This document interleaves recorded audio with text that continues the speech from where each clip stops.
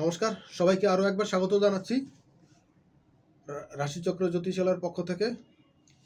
আজকে যে অনুষ্ঠানটি করব সেটি হলো আগামী 12ই অগস্ট যে সূর্যগ্রহণ হচ্ছে তার দ্বিতীয় পর্ব। দেখুন, আগের দিনের যে অনুষ্ঠানটা করেছিলাম, যে এপিসোডটা, সেটা তো নক্ষত্রভিত্তিক আলোচনা করেছিলাম।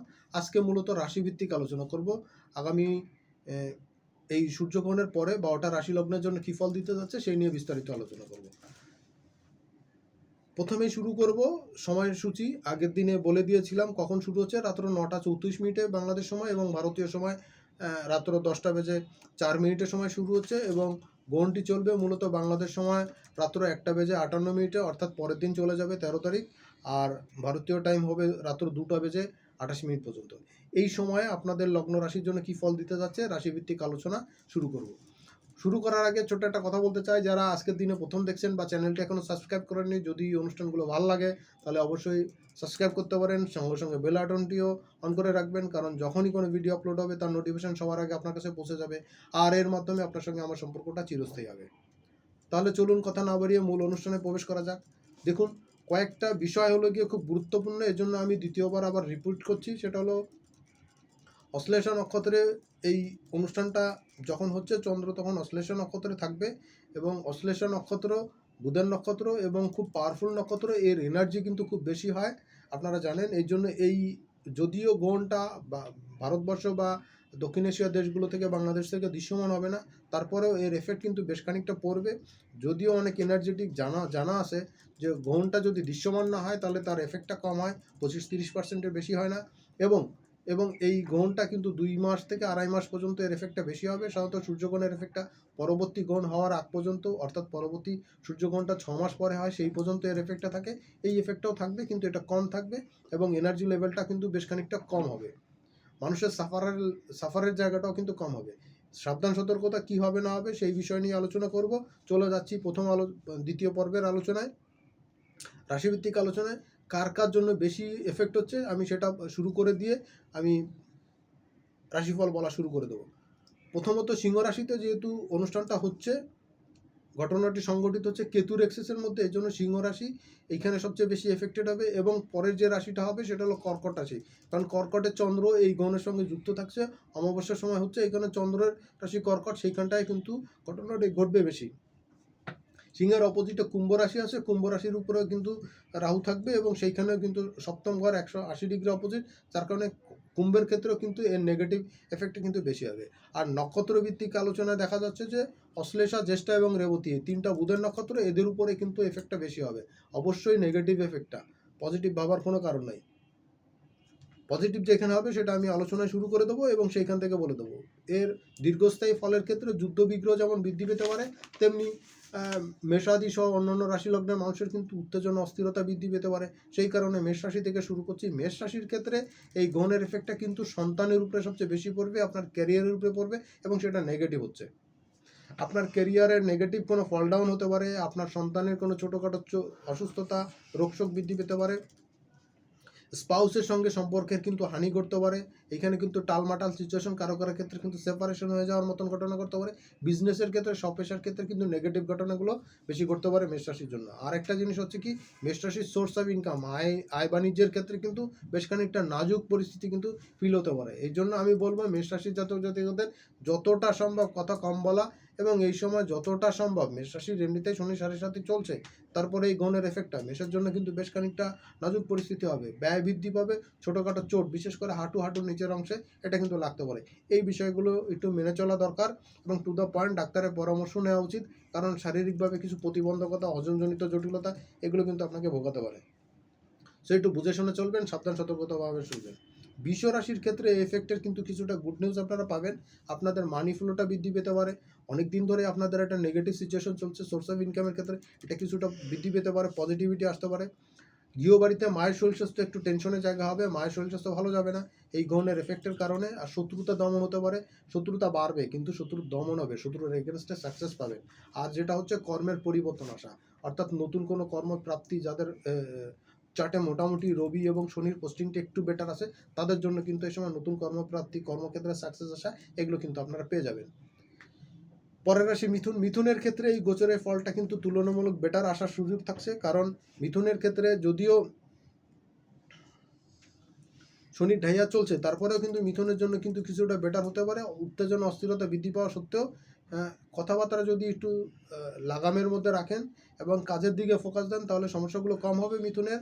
পার্টনারের সঙ্গে কিন্তু ছোটোখাটো বিষয় মতবিরোধ আসলেও সেটার কিন্তু একটা পজিটিভ রেজাল্ট আপনারা পাবেন। বিজনেস পেশায় কিছুটা বেটার ফল পাবেন। আপনি লাইমলাইটে আসার সুযোগ পাবেন যদি রাজনীতির সঙ্গে যুক্ত থাকেন।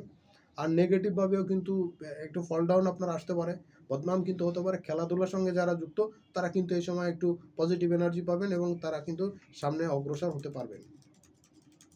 কর্কটের ক্ষেত্রে এই গোচরটা কিন্তু খুব একটা ভালো না। এই গ্রহণে কিন্তু আপনাদের শারীরিক অসুস্থতা বৃদ্ধি পেতে পারে, চোট আঘাত, অ্যাক্সিডেন্টের জায়গা তৈরি হতে পারে, মানি ফ্লো কিন্তু কমতে পারে এবং অপ্রত্যাশিতভাবে ব্যয় বৃদ্ধি পাওয়ার একটা সম্ভাবনা থাকছে। শত্রুতা বৃদ্ধি পাবে, আচোট, কোনো চোট আঘাত, আচোট কিন্তু প্রাপ্তি এটা কিন্তু আসতে পারে। কোনো গিফট উপঢৌকন এগুলো কিন্তু পেতে পারেন। কর্কটের জন্য কিন্তু আরেকটা গুড নিউজ হচ্ছে এই গোচরে, এই গ্রহণের সময় এইটা কিন্তু গ্রহণের পরবর্তীতে কিন্তু আপনি পেতে পারেন। অবিবাহিতের বিবাহ সংক্রান্ত জায়গাতে কিন্তু গুড নিউজ আসা এবং যারা বিবাহিত দাম্পত্য জীবনে বেশ কিছুদিন ধরে ঝামেলা ঝঞ্ঝাট চলছিল তাদের জন্য কিন্তু এই সমস্যাগুলো কমা শুরু হওয়ার একটা জায়গা পাচ্ছে। শ্বশুরবাড়ির সঙ্গে কিন্তু একটা মিট মীমাংসা হওয়া বা একটা পজিটিভ সম্পর্ক হওয়া এটা কিন্তু হতে পারে। পরের জায়গা হচ্ছে সিংহ রাশি। দেখুন, সিংহ রাশির ক্ষেত্রে সবথেকে বড় দুর্ঘটনার জায়গা এটা। এমনিতেই রাজার রাশি, নেতার রাশি, তো আপনার রাশিতেই কিন্তু গ্রহণটা হচ্ছে। সো একটু বুঝে শুনে চলবেন। এই সময় শারীরিকভাবে কোনো বড় জার্নির দিকে না যাওয়া, গাড়িতে বা আকাশে কম চলাচল করা বা বিশেষ করে গ্রহণের কাছাকাছি সময়টা সবচেয়ে বেশি এফেক্ট হয়। এই সময়টা একটু কম চলবেন এবং প্রকাশ্যে অপ্রকাশ্যে বিরোধী মন্তব্য যত কম বলবেন তত আপনার জন্য ভালো, কারণ এই সময় কিন্তু আপনি লাইমলাইটে থাকবেন এবং এগেনস্ট পার্টি কিন্তু আপনার এই কথাগুলো নোট করবে এবং পরবর্তীতে কিন্তু আপনাকে এই জন্য কিন্তু জবাবদিহির মধ্যে পড়তে হবে, আপনি কিন্তু বদনামের মধ্যে পড়বেন। দ্বিতীয় ব্যাপার হচ্ছে সিংহের ক্ষেত্রে কিন্তু এই গ্রহণের পরবর্তীতে আর্থিক সমৃদ্ধি কিন্তু আসবে। আর্থিক ব্যাপারটা যথেষ্ট চাঙ্গা হবে, জনপ্রিয়তা বৃদ্ধি পাবে, কথা কম বললে আপনার জন্য বেটার হবে। আর স্পাউসের কিন্তু শরীর স্বাস্থ্য একটু খারাপ হতে পারে, এই জায়গাতে একটু নজরদারি করা দরকার। কন্যার ক্ষেত্রে এই গোচরের পরবর্তী সময় কিন্তু অনেকাংশে বেটার। এই সময় আর্থিক ফ্লো বৃদ্ধি পাবে। পেশাজীবী মানুষ যারা বিজনেস যারা করছেন তাদের আর্থিক ফ্লো বৃদ্ধি পাবে, আর্থিক সমৃদ্ধি আসবে, সামাজিক মর্যাদা স্ট্যাটাস বৃদ্ধি পাবে, মানি ফ্লো আসবে, লাইমলাইটে আসবেন, প্রচার প্রচারণার মুখে থাকবেন। আর্থিক সমৃদ্ধির যথেষ্ট ভালো রকমভাবে সাকসেস কিন্তু এই সময় দেখা দিবে। কর্মের উন্নতি, কর্মের প্রসারও কিন্তু এই সময় থাকবে। আর্থিক আর্থিক ক্ষেত্রে কিছুটা ব্যয় থাকবে, ঘোরাঘুরি বা ছোটাছুটি করার জন্য স্পাউসকে নিয়ে হোটেল রেস্টুরেন্টে খাওয়া, ঘুরতে যাওয়ার জন্য কিন্তু ব্যয় বৃদ্ধি পেতে পারে। আদারওয়াইজ কিন্তু ব্যাংক ব্যালেন্স যথেষ্ট ভালো থাকার সম্ভাবনা থাকছে, মানি ফ্লো আসবে, আর্থিক সমৃদ্ধি কিন্তু যথেষ্ট স্ট্রং কিন্তু কন্যার জন্য আমি দেখতে পাচ্ছি। এই গ্রহণের পর থেকে কিন্তু খুবই ভালো জায়গা থাকছে।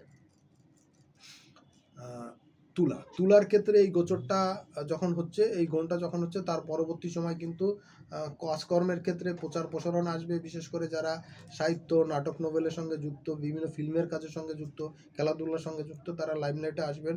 শত্রুতা দমন হবে, শত্রুর এগেনস্টে সাকসেস পাবেন। পারিবারিক অশান্তির জায়গাটা এটা মিনিমাইজ হবে। সন্তানের এবং আপনার উভয়ের ক্যারিয়ারের ডেভেলপমেন্ট আপনি দেখতে পাবেন। সন্তানের জন্য করা প্রচেষ্টা কিন্তু সন্তান প্রাপ্তির জন্য করা প্রচেষ্টা কাজে লাগবে। সন্তানের ক্যারিয়ারের এবং আপনার ক্যারিয়ারের জন্য করা কোনো প্রচেষ্টা কাজে লাগবে। কোনো উচ্চশিক্ষা বা বিশেষ কোনো একাডেমিক কোনো কোর্স করতে চলে সেটাও কিন্তু আপনার জন্য প্রফিটেবল হবে। এই সময়টা যথেষ্ট ভালো আছে, আর্থিক সমৃদ্ধি পাবেন। পিতৃস্থানীয় ব্যক্তির সাহায্য সহযোগিতা পেতে পারেন, এটা কিন্তু আপনাদের জন্য লাভজনক আছে। বৃশ্চিকের জন্য এই গ্রহণটা কিন্তু একটু টাফ সিচুয়েশন যেতে পারে, বিশেষ করে কর্ম সংক্রান্ত জায়গাতে কর্মহানি হওয়া। কারো কারোর ক্ষেত্রে এই গ্রহণের কিছুদিন পর থেকে কিন্তু কর্মপ্রাপ্তি, নতুন কর্মের প্রাপ্তির জায়গা কিন্তু সাকসেস পাবেন। বন্ধুস্থানীয় ব্যক্তির তরফ থেকে সাহায্য সহযোগিতা পাবেন। যথেষ্ট পরিমাণ প্রোগ্রেস কিন্তু আমি দেখতে পাচ্ছি বৃশ্চিকের জন্য। তবে একটা জিনিস কি, ফাটকা ইনকাম যেমন হতে পারে তেমনি ফাটকা লসেস হতে পারে, এই বিষয়টা সাবধান থাকবেন। লটারি, এই ফাটকা টাকা পয়সা লাগানোর আগে বুঝে শুনে করবেন।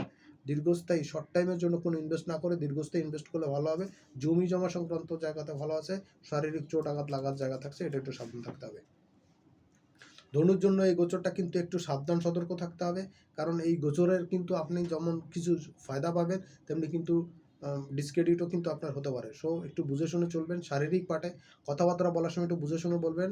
আর স্পাউসের সঙ্গে তার মতকে সহমত পোষণ করার, হ্যাঁকে হ্যাঁ এবং নাকে না বলার চেষ্টা করুন, তাহলে অনেক সমস্যার সমাধান কিন্তু আপনি পেয়ে যাবেন। স্পাউসের তরফ থেকে সাহায্য সহযোগিতা পাওয়াটা একটু মুশকিল হবে, পেয়ে গেলে কিন্তু বিজনেসের জায়গা, সব পেশাজীবী মানুষের জায়গাতে কিন্তু পেশায় বিজনেস কিন্তু সাফল্য পাবেন। ভাগ্যের কিছু উন্নতিতে বাধা আসা, পিছন থেকে টেনে ধরা এরকম মনে হতে পারে, কিন্তু এই জায়গাতেও কিন্তু একটু সময় পর পর থেকে, অর্থাৎ এই গুণটা হয়ে যাওয়ার 2 মাস 1.5 মাস 2 মাসের পর থেকে কিন্তু প্রতিবন্ধকতাগুলো কিন্তু আস্তে ধীরে কমা শুরু করবে। সো ধনুর জন্য খারাপ হলেও কিন্তু সময়ের সঙ্গে সঙ্গে ভালোর দিকে যেতে থাকবেন, এটা কিন্তু বেটার হচ্ছে। মকরের জন্য, মকর লগ্ন রাশির জন্য এই গোচরটা কিন্তু মোটামুটি ভালো।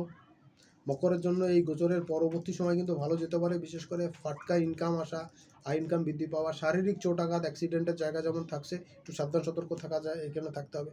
টু দ্য পয়েন্ট, অসুস্থতার ক্ষেত্রে ডাক্তারের পরামর্শ নিয়ে চলতে হবে। কথা বলা একটু সাবধান সতর্ক হতে হবে, আদারওয়াইজ একটু চাপের জায়গা হচ্ছে। কর্মের উন্নতি প্রসার এটা দেখতে পাবেন, এই জায়গাতে যথেষ্ট ভালো থাকবে, আয় ইনকামও যথেষ্ট ভালো থাকবে। প্রতিযোগিতামূলক কাজে থাকবেন, আর যাদের নতুন কর্মপ্রাপ্তির কিছু যোগ তৈরি হচ্ছে, এটা কিন্তু ভালো হচ্ছে। বিদেশ সংক্রান্ত জায়গাতে যোগাযোগ কমিউনিকেশন বৃদ্ধি পাবে, ফরেন কারেন্সির মাধ্যমে যাদের পেমেন্ট হয় তাদের এই ধরনের পেমেন্টের জায়গাগুলো কিন্তু ডেভেলপ করবে, বা এই ধরনের কিন্তু কাজ কিন্তু আসবে। যারা সেলফ কাজ করছেন ইন্টারনেটের মাধ্যমে বা কোনো মাধ্যমে, ফেসবুক এই ধরনের মাধ্যমে কোনো কাজ করছেন, তাদের জন্য কিন্তু এই সময়টা যথেষ্ট স্ট্রং হচ্ছে। এই সময়টা কাজে লাগাতে পারলে সব দিক থেকে কিন্তু ফায়দা দেখতে পাবেন। কুম্ভের জন্য এই গোচরটা কিন্তু মোটের উপরে ভালো নয়। আপনাদের সপ্তমে গোচর হচ্ছে, আপনার উপরে কিন্তু অনেক প্রেশার ক্রিয়েট হবে, বিজনেসে স্বপেশার ক্ষেত্রে কিন্তু চাপ থাকবে, সব কাজগুলো করাটা মুশকিল হবে, টাইম মতন শেষ করাটা, এবং প্রত্যেকটা কাজের ক্ষেত্রেই মনে হবে যেন কোনো প্রতিবন্ধকতা লেগে থাকছে এবং আপনি কাজগুলো শেষ করতে পারছেন না, এরকম কিছু আপনার মধ্যে ফিল আসতে পারে। সন্তানের কোনো ব্যাড নিউজ পেতে পারেন, সন্তানের শারীরিক মানসিক ক্ষেত্রে কোনো ক্ষতিগ্রস্ত হওয়া বা ছোটোখাটো অ্যাক্সিডেন্টে যোগ থাকছে, আপনার ক্ষেত্রেও কিন্তু এটা হতে পারে। সো এই জায়গাগুলো একটু বুঝে শুনে করা দরকার। আর সেভিংসের জায়গা কিছুটা বেটার হতে পারে, কিছু কিছু ক্ষেত্রে সেভিংস নষ্ট হতে পারে, স্পাউসের শরীরিক অসুস্থতার জন্য ডাক্তার মেডিকেল করে কিন্তু খরচা বৃদ্ধি পেতে পারে। পিতারও শরীর স্বাস্থ্য অনেকের ক্ষেত্রে ভালো যাবে না, বিদেশ সংক্রান্ত কোনো গুড নিউজ আপনি পেতে পারেন। মীন রাশির জন্য শনি 7.5 চলছে, দ্বাদশে রাহুর অবস্থান এবং আপনার ষষ্ঠ ঘরে কিন্তু সূর্যগ্রহণ হচ্ছে। তো এই গ্রহণের পরে কিন্তু আপনার শত্রুতা দমন হবে, শত্রুতা সাকসেস পাবেন, প্রতিযোগিতামূলক কাজে সাকসেস পাবেন, আর্থিক সমৃদ্ধি এই সময় দেখতে পাবেন, আকস্মিকভাবে কোনো গিফট, উপহার, উপঢৌকন এগুলো পেতে পারেন, কর্মের উন্নতি, কর্মের প্রসার এগুলো দেখতে পাবেন। স্বচক্ষে দেখে কিন্তু মনটা আনন্দে উৎফুল্ল ভরপুর থাকবে, প্রাণবন্ত থাকবে। মায়ের শরীর স্বাস্থ্য একটু টেনশনের জায়গা হতে পারে, আর আপনার শরীর স্বাস্থ্যের যে ডেভেলপমেন্টটা যে পরিমাণ দরকার সেটা কিন্তু একটু স্লো হলেও কিন্তু যথেষ্ট ভালো আসবে। সবচেয়ে বড় কথা, এই সূর্যগ্রহণের পরে মীন রাশির বিবাহ হওয়া সংক্রান্ত যে যোগগুলো সেটা অ্যাক্টিভ হবে, অর্থাৎ অবিবাহিতের বিবাহ সংক্রান্ত জায়গাটা যথেষ্ট পজিটিভ হচ্ছে। এবং একই সঙ্গে যারা বিবাহ দাম্পত্য জীবনে ছোটোখাটো সমস্যা জটিলতার মধ্যে দিয়ে চলছেন, সেটারও কিন্তু অনেকাংশে সমাধান হওয়ার উপায় আপনারা দেখতে পাবেন। তো বন্ধুরা, এই ছিল মোটামুটিভাবে দ্বিতীয় পর্বের আলোচনা রাশি লগ্ন ভিত্তিক সূর্যগ্রহণের প্রভাব নিয়ে। এর বাইরে আর কি জানতে চান সেই নিয়ে অনুষ্ঠান করব, আপনারা জানাবেন মেসেঞ্জের মাধ্যমে, কমেন্টস বক্সে জানাবেন, চেষ্টা করবো সেই নিয়ে আলোচনা করতে। সামনের অনুষ্ঠানে আবার দেখা হবে, সেই পর্যন্ত সবাই অনেক ভালো থাকবেন, সুস্থ থাকবেন। আজকের মতন এখানেই বিদায় নিচ্ছি, নমস্কার।